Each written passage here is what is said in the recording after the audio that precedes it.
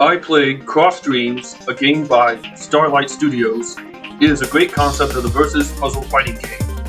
I played enough that I want to give the first impression. What is Xross Dreams? Imagine if seasoned versus puzzle gamers want one that combines their favorite games and mash them into one, with chaotic possibilities. The game is Xross Dreams. In this game, you have most of the famous staples and a few ones brought up from obscurity, and then a few original ideas. Why do an impression? The game has been shadow dropped on Christmas Day 2022. I followed the various news on Twitter regarding that game due to its clear hook of playing as multiple puzzle games against each other. Again, this is an impression, not a review, because I have not completed all the content and there are lots of game crashes. I did not play enough multiplayer locally nor online, since the number of active users are too low. I will focus on the single player content since I spent the most time there. Gameplay summary. Xross Dreams is a two-character tag team versus puzzle fighting game, which you'll try to fill your opponent's side with garbage, either as 1 versus 1 with 2 characters each, or plot mode's army of garbage-tossing AI opponents. Each character, representing as a different puzzle game, has 3 action buttons and 3 universal buttons being switch characters, lock character, or eject character. To be the best Xross Dreamer, master all the nuances of the playstyles to then repeatedly adapt reactively and strategically. You'll never know what's going to hit you next. You can play as any of these characters, each with their unique puzzle game rules and playstyle. Fighter. A drop-type game where you try to make big rectangular gems of one color and then use the shiny color to eliminate them. Form a chain of multiple gem clears to send off lots of garbage. Robot. Drop pieces on the grid to prepare for drop chains to send garbage. Need 4 of the same color to clear. Goddess. Drop 3 colors on vertical stack. Can clear horizontally, vertically, or diagonally with at least 3 of the same color. Goddess can also manually attack with commands through a dedicated button. Timing is more important when sending garbage or lifting columns. Journey is an original game puzzle that you pick up matching colors within the 3 buttons on the column, and you can move the columns up and down. Pick up more of the same color to assault opponents with powerful gift garbage. Astronaut. A shot-type character that is an original game idea. You launch directional pieces to clear targets, items, and matching directions. Has the most flexible piece movement and can move any piece anywhere on the open areas. Using special items can make this character quite powerful, but a glass cannon. Skeleton. A drop-type character that you create colored paths and you control when you want to eat up the path with the skeleton mount. There's more splitting paths made at the tail end, especially the cross pieces, the higher the garbage count sent to your opponent. Thinker. A collect-type game puzzle that you grab the same colored tiles and drop them vertically next to the cluster of colors to clear. Comet. A drop-type puzzle game that you try to touch planets or connect them with stars. Chains will cause falling stars. The more chains you cause, the greater the gap that can be cleared from aligning planets across the grid. Hive. A tile sorting type game where you swap 2 tiles horizontally and make as many planned matches and falling chains with powerful rogue garbages. Dinosaur. A shock type game where you launch bubbles to clear adjacent colors and launch chains aggressively. School Mode. Character moveset and puzzles. When first rebooting the game, went to school mode to learn the character's gameplay moveset to better grasp their styles. As the round begins. After completing them, then there are puzzles that are mostly straightforward for all characters, except a few obtuse ones that scratch my head hard, such as astronaut multi-rocket stack as multi-stage, and the skeleton's hands, despite my knowing that cross-splits at tail ends give the most garbage. Keep in mind that those puzzles are fixed scenarios based on what the player can do to pull them off in lucky situations, or be applicable in the main game of 1 vs 1 2-tag team puzzle game, or plot mode with garbage tossing AI. Again, Sandbox Mode. Experimenting with overwhelming flexibility. When first launching the game mode, I felt confused about why I can do all those things like spawning blocks, garbage, choosing what pieces I want next and such. Soon, I found out an easy way to make play like a single-player game with endless run, with random pieces and mild time pressure. Those little changes allow me to try them as characters before going to the major mode for single player. Plot Mode. The endurance challenge against garbage-throwing AI. When playing as any or all the 10 characters, each one represents as a free-flowing comic strip panel style to represent the character's adventures and encounters. At the end of the cutscenes, you are given a preview of what opponents you will face. On the surface, Plot Mode is the game mode to hone your main skills of character management by clever switching and effective tile placement, as this mode is very intent on you dealing with constant garbage barrage and adapting quickly to changing situations. When the round begins, you notice that the AI opponent does not play like the player, which has no pieces to play, and have varied heights of garbage required to defeat the AI opponents. After each repeating time interval, the AI will first think before launching a move, either to attack, defend, parry, or moving garbage blocks and other special moves for higher tier enemies. When the AI opponent is thinking, it would be a good opportunity to try blocking the opponent's move. Very few characters have special abilities that can specifically block the opponent's move. You can use a lock or eject action when clearing blocks to force an opponent into a lockout state to prevent the opponent from thinking. However, that is rarely useful compared to constantly switching characters to let the other potent character take garbage to clear them faster. Instead, you try to simply prepare as big of a chain as possible to destroy your AI opponent quickly. As I played through the plot mode with the various characters and with increasingly challenging stages, I gradually found out that the AI opponent implementation and the overall gameplay system together are a mixed bag experience in terms of the intended challenge. When dealing with higher tiered AI opponents, they can pull off moves that are barely possible for players to clean up garbage quickly as a single character, such as moves with 3 or more rows of blocks pushed down, color clearing, row removal as heal, summoning new opponents, and exiting. With higher tiered opponents, players are convinced to cleverly switch characters after understanding their strengths and flaws for multiple playthroughs. However, even with the skills attained, certain enemy patterns can cause either a cheap knockout as an attack that simply knocks down a dreamer without advance warning, or cause the match to last too long, such as the earlier generation Rogue Beast, which has the ability to summon a clone and then exit to fight the same one again. And I mean the same earlier generation Rogue Beast again.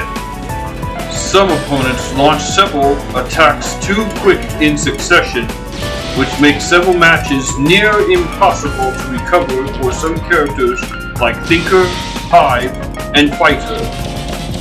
More often than not, luck of garbage toss and tile spawn placement for some characters like Thinker, Journey, Astronaut, Comet, Dinosaur, and Hive play a bigger role than even skillful character switching for optimized garbage clearing. Even worse, certain AI opponents' moves can inadvertently cause the game to crash, such as Journey's multiple gifts plus the heal move by the Ultimate Rogue Beast, and random crashes. Thankfully, some of them are being patched by the creator of Xross Dreams.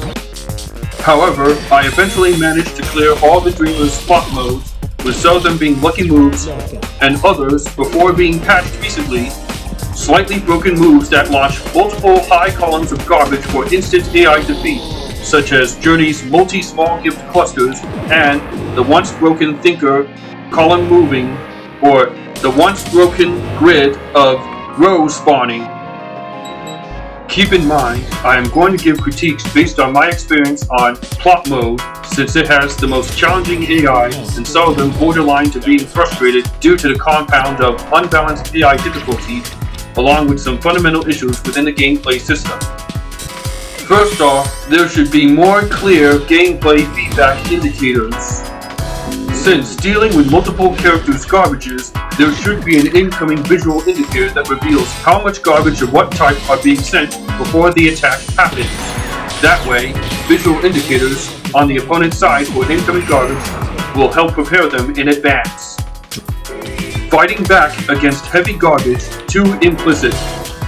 Currently, the amount of garbage sent is simply how much tiles cleared without much opportunities to fight back from counter chains. However, clearing blocks can implicitly reduce garbage from playing repeated matches with AI opponents by being faster in clearing blocks and switching characters. Because you are dealing with lots of garbage from different gameplay styles, there should be some system if attacks are coming and players are making chains and combos to counter the garbage, then the garbage should either be explicitly reduced or transfer them back to the opponent if they clear far more garbage than the attacker. Currently, the player knockouts are often very abrupt. There must be a clear reason for player defeat to get rid of abrupt knockouts. Player knockout should show the garbage being filled for at least 2 to 5 seconds or some way the reason why the player game ends. That would be a great way to cut down on cheap knockouts, especially with AI opponents that like to cheat. Time indicators for lockout. Currently, lockout does not reveal how much time it takes for the lockout to end. Tiles cleared should show how much lockout time given to the opponent or whatever else causes lockout from switching. Put in a timer for the lockout so that players can know when to switch in anticipation and come up with better planning. Now that we covered some critiques for the gameplay system, let's move on to the plot mode specifics. The game does have some basic form of telegraphing AI moves, and that comes in various simplified pictures for thinking, attack, defense, parry, heal, add opponents, or even some special moves saved for higher tier boss enemy AI. No attacks nor move details telegraphed. Currently, the AI opponents do not reveal how much garbage will be sent, and that is problematic with higher tier AI opponents, especially with the ultimate row beast with super garbage rays that triggers abrupt knockouts, or even the mass super color striker warrior that can deal out 2 sets of 3 or more rows in short bursts. The only one that can properly telegraph moves is the mass super color striker warrior, since it telegraphs the next move to players explicitly, and more detailed telegraphs should be there for all opponents. Reveal power levels for AI opponents. While the character art themselves do imply their power ranking, the match time increasing implies they can throw bigger garbage at the player, especially if the player has not switched characters often. If the power level is shown for the AI, then that should encourage the player to better prepare chains and switching characters to temporarily decrease the AI's power level from successful character switching and concurrent chaining. The AI could then level up quicker if one character is being played for a long time without switching. More explicit conditions for AI lockout. Right now, using a lockout move seems almost useless, as lockout is supposed to prevent the opponent from making the next move at thinking phase. I tried lockout from clearing little blocks and it does not stop them from making the next move. Even rarer to have a big lockout and that does not affect their next move. If you want players to be encouraged to use a lockout or eject the lockout AI opponent's moves, then give them conditions to allow a lockout, or make the lockout somewhat potent at the thinking stage. Since Xross Dreams is clearly a love letter to the versus puzzle fighting games, then it is very important to address character-specific flaws that prevent the game from being robustly balanced. The current gameplay balance favors those that can interact and clear tiles quickly rather than slow characters. I recorded footage of each character with their controls and noticed that drop type and shot type characters have embarrassingly slow fast drop / launch speed. Drop style characters suffer the most from slow fast drops and the optional slowdown drop. I am most excited to play Thinker and Journey because they interact with pieces instantly, unlike the drop and shot characters. The average time of drops for the drop characters are about 4/5 of a second, which seems to be too long. Cut them down to about 1/3 to 1/4 of a second for the fast drop, or even 1/3 to 1/4 of a second for the shot launch. For shot launch speed, the dinosaur takes about 3/4 to 4/5 of a second at the most angled corner, while the astronaut embarrassingly takes the longest time for over 1 second from top to lowest row. To have the drop type characters be more viable, instead of having a slowdown for the up, have an instant hard drop, because when players already master the drop type characters, they want to be able to drop pieces fast in a tournament-like setting. The only times when I play Hive that the stage scrolling stops is when making matches or when the opponent launches garbage that reaches to the topmost row. If the player either manually scrolls up to spawn more tiles or the scrolling reaches to the top without the opponent attacking, the game abruptly ends. From the original games that inspired the Hive game, the scrolling always stops and leaves a few seconds for the player to make the last moves, unless there is too much garbage.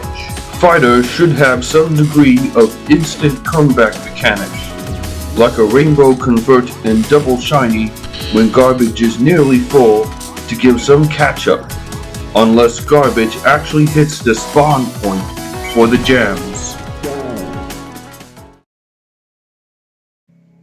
I want to give a message before I finish this video.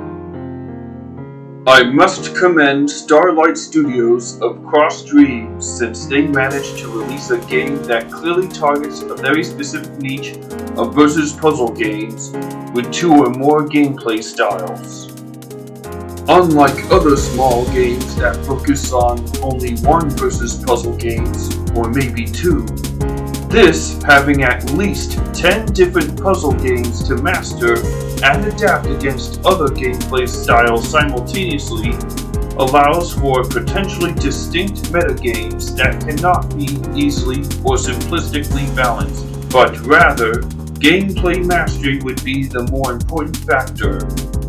Despite that the current release from the time of the video has severely reduced gameplay crashes, and current gameplay system needs more polish on clarity and recovery options, Xross Dreams is the hidden rainbow diamond underneath the rough working surfaces.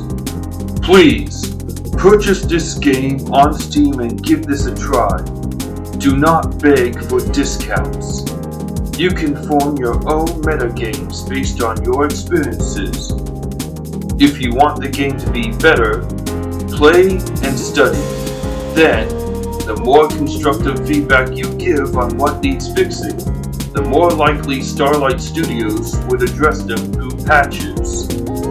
Hopefully, this video impression would reach out to those that want to give Xross Dreams a play, and then make something bigger than expected.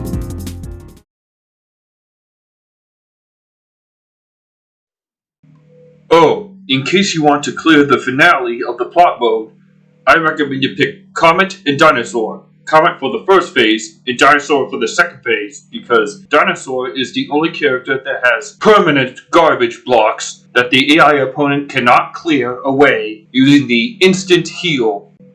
Otherwise, With high-tier opponents, especially on the finale, luck will strongly be on the AI opponent's side due to the immense amount of garbage being sent, at much more frequent times. I can still be analytically critical by exposing flaws, and encourage others to play the game to make Xross Dreams better.